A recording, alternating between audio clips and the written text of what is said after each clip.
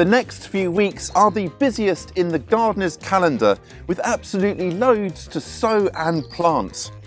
It's not so much what can I sow this month, but what can't I? Today we'll be getting some squash family veggies underway, sowing my favourite root crop and starting off possibly the healthiest vegetable of all. And I'll be planting these mysterious looking things. More on that later. I love squash family plants, cucumbers, pumpkins, zucchini or courgettes and everything in between. This plucky band of fruiting vegetables is amongst the most prolific crops of all, while the plants themselves go from seedling to great sprawling plants in what seems like the blink of an eye. I'm growing 3 types of squash this year: cucumbers, winter squash and zucchini or courgettes. I've already started my cucumbers because they'll be going in the warmth of the greenhouse so they can be planted a bit earlier. And I sowed some more of them just last week actually. And I tell you what, these guys, I kid you not, came up in 2.5 days. That is the fastest I've ever known them to germinate, and I think it must be a new world record. But let me know, have you ever had things germinate this quickly? Let me know in the comments. So let me show you what I'm going to be sowing today though. And I've got one winter squash here. It's a beautiful green and orange striped one with this really rich flesh. And I've chosen a variety that stores really well too. And I've got 2 types of zucchini or courgettes. The first is this beautiful ribbed one. And when you cut the fruits up, you get a beautiful cogwheel kind of profile that looks just stunning on the plate. And then you've got to have a yellow fruited one, of course. This one here is Aurelia and it just looks stunning. But there are lots of yellow fruited zucchini or courgettes to try, and have a look at this little list here. The seeds of squash family plants are pretty chunky, so I'm going to start them off in these kind of small pots like this. You could also use chunky sized plug trays, kind of like this size would be ideal. Now if they do get too big in the time that they're growing and I need to pot them on, then that's absolutely fine, I can always do that. But starting them off in smaller pots like this just saves a bit of space initially, especially if you're starting them off indoors on a windowsill. That's my pots all filled with potting mix. I didn't bother sifting or screening it, it's just gone in as it is. And now let's write our labels before we sow so we don't get mixed up. What I'm going to do for each seed is just carefully nick it with these nail clippers here, just so the very outside of the seed coat is nicked, which will let water into the seed that much quicker and speed germination. Now if you'd like to know more about that, then do check out the video which I will link to in the description. I'm just going to lay the seeds on the pots now and then we'll plant them in a sec. Now when it does come to planting them, I never know whether it's best to sow them like this so the moisture drains off either side and it doesn't rot, or whether it makes any difference whatsoever. I've seen some reports somewhere that it doesn't make much of a difference, but I'd love to know your experiences, so do let me know. Anyway, I'm gonna just play it on the safe side, make little holes and sow them on their sides like that, just in case. I'm gonna just bring these indoors to germinate on a warm windowsill, and then once they're up, I'm gonna move them into my greenhouse. A cold frame would work as well, just somewhere where night temperatures are above roughly late 40s or 8 Celsius or so. All types of squash love a sunny spot, and once they get their roots into the soil, they will put on rapid growth. My plants will go out towards the end of this month or early next, depending on the forecast. If it's cool, leaden skied or there's a cold wind around, then I can always put a little cover over the plants for the first week or 2 to help them settle in. And if sowing into pots all seems like a bit of a faff, well, you will be delighted to know that all types of squash can be sown directly where they are to grow later on in spring once all risk of frost has passed. Just sow into loose, rich soil, and I like to sow 2 seeds and then remove the weaker seedling, and then pop a jar over the top to keep it nice and warm until the seedlings come up. Come and have a gander at my cauliflowers here. These guys were sown last autumn and planted just a couple of weeks ago, and I am delighted to see fresh growth on them. Clearly things are already beginning to warm up nicely. Cauliflower is super versatile in the kitchen, but there's another brassica that steals the crown in our household.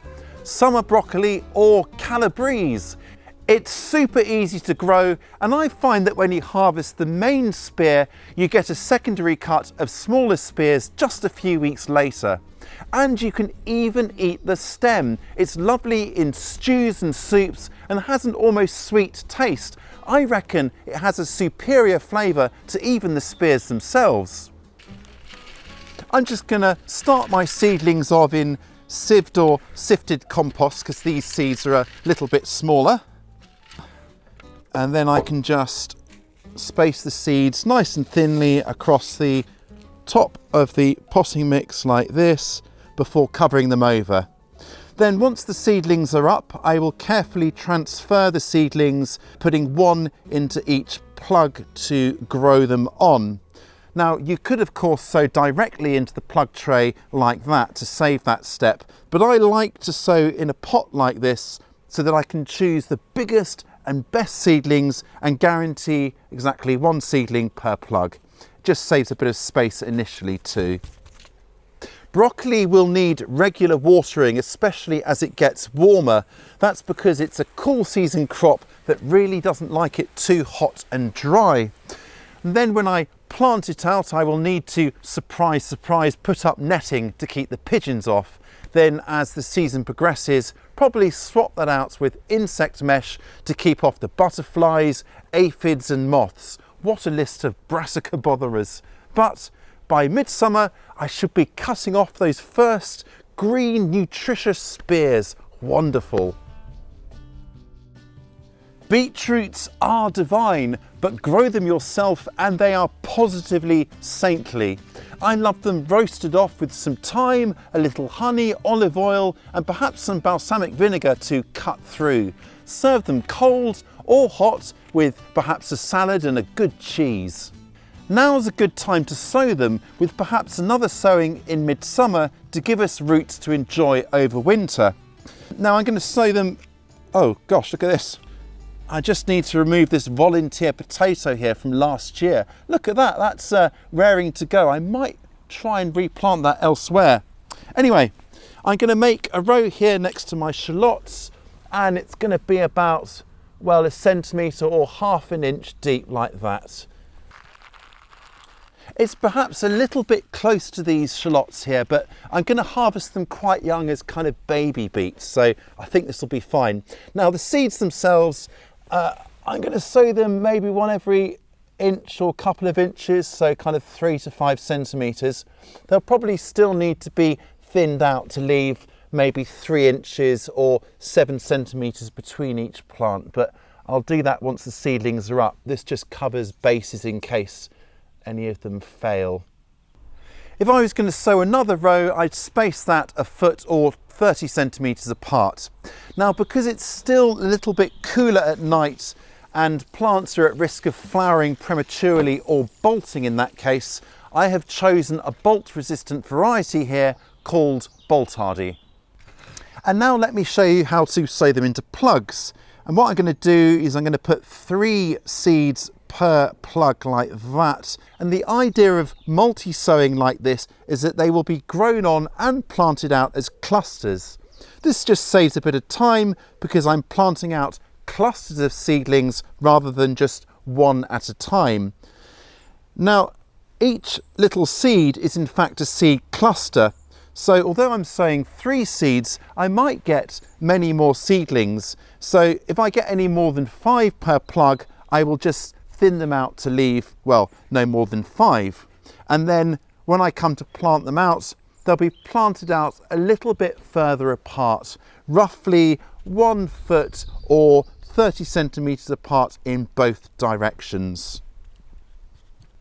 I'm going to get these labelled and watered up and then moved into my greenhouse, and with that little bit of extra warmth, these should get a bit of a head start on these guys we've just sown into the soil, so I should get a slightly earlier harvest.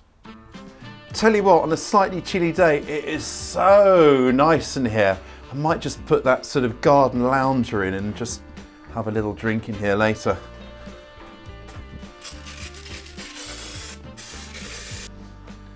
I grew all these, I'm just so chuffed. We've got chili peppers, marigolds. Look at these tomatoes, they're just like, oh.